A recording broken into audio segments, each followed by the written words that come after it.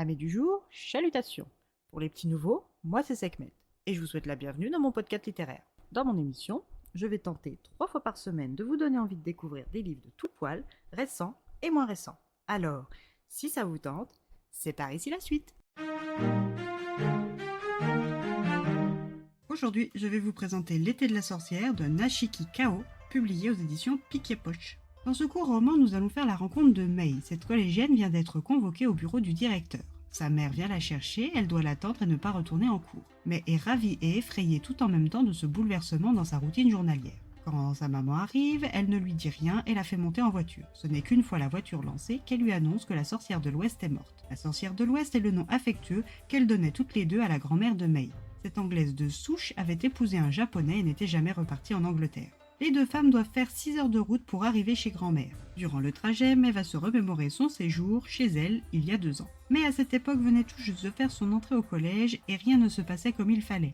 Elle s'était mise à faire des crises d'angoisse et même si après quelques jours de repos, les crises d'asthme s'étaient atténuées, elle a tout bonnement refusé d'y retourner. Sa mère, qui travaillait à temps plein, n'a pas perdu son temps à négocier avec sa fille ni à lui tirer les vers du nez pour connaître les raisons de son refus. Elle a accepté qu'elle reste encore un peu à la maison. Quand elle en a parlé avec son mari retenu par son travail loin d'elles deux, ils se sont mis d'accord pour l'envoyer se reposer à la campagne chez sa grand-mère pour une période indéfinie, le temps pour eux de réfléchir et de trouver des options pour l'enfant difficile à comprendre et à vivre qu'elle était. Le samedi suivant, Mei préparait toutes ses affaires pour un départ tôt le lendemain, avec le poids des mots de sa mère sur le cœur. Mei était contente de partir passer du temps chez sa grand-mère qu'elle aime tellement, mais appréhendait aussi sa cohabitation avec elle. Si après avoir vécu ensemble, elle aussi pensait qu'elle était difficile à vivre, ça allait être compliqué pour elle. Mais décida de ne pas trop anticiper et misa tout sur son enthousiasme. Après plusieurs heures de route, elles arrivèrent dans le jardin de devant de chez Mamie, au milieu duquel se dressait un énorme chêne enclos par une petite allée, des fleurs et des arbustes d'agrément. Mais elle se souvient parfaitement de ce jour-là.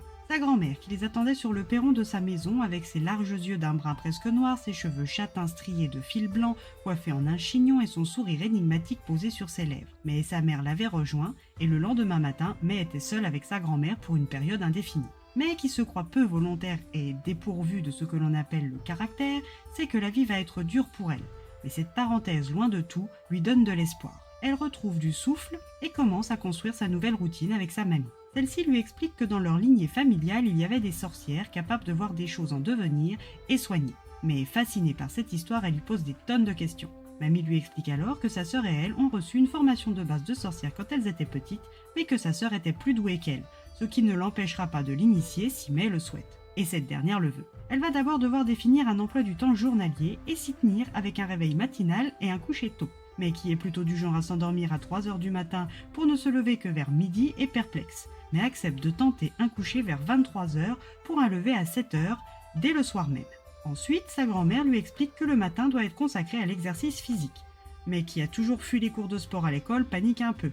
Et sa mamie lui explique que les tâches ménagères et agricoles seront pour elle son sport. Pour ce qui est de l'après-midi, c'est à elle de définir quelle matière scolaire elle doit travailler et dans quel ordre, puis se définir aussi des quartiers libres. Chaque jour depuis lors, Mei se plie à cette nouvelle routine et commence à apprécier d'aller chercher les œufs pour le petit déjeuner, faire le ménage, participer à l'entretien du potager, se balader dans le jardin, s'arrêter en haut de la colline pour s'asseoir sur une vieille souche et juste rester là à regarder ou à écouter. L'après-midi, elle travaille son japonais grâce à la bibliothèque bien achalandée de sa mamie et travaille son anglais avec elle pour ensuite s'adonner aux sciences et aux mathématiques dont elle a vraiment besoin de faire des efforts. Le soir, elle se surprend à ne pas avoir autant de mal à s'endormir que chez elle et reprend du poil de la bête jour après jour. Un jour où elle discutait avec sa grand-mère, Mei se demande comment est-ce qu'elle fera quand elle sera obligée de retourner au collège. Sa grand-mère lui dit qu'elle peut rester avec elle pour toujours et ne plus jamais y retourner. Instinctivement, Mei sait que ce n'est pas la solution et refuse la proposition de sa mamie, mais Mei ignore encore combien de temps elle supportera de fuir la situation.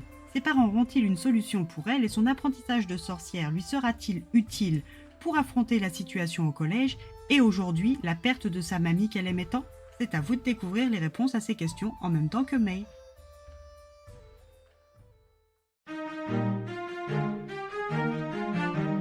Une tendre histoire toute douce et poétique. Ce texte de 1994 a été augmenté de 3 petites annexes par l'auteur en 2017, ce qui nous donne des éclaircissements sur Mei, sa mère et sa grand-mère.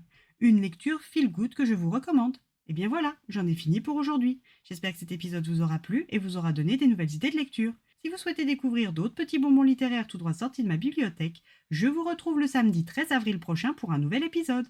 Et si d'ici là je vous manque de trop, vous connaissez le chemin sur Instagram, @leslectures de Sekhmet. Je vous y attends. Sur ce, chalut les amis et à la prochaine!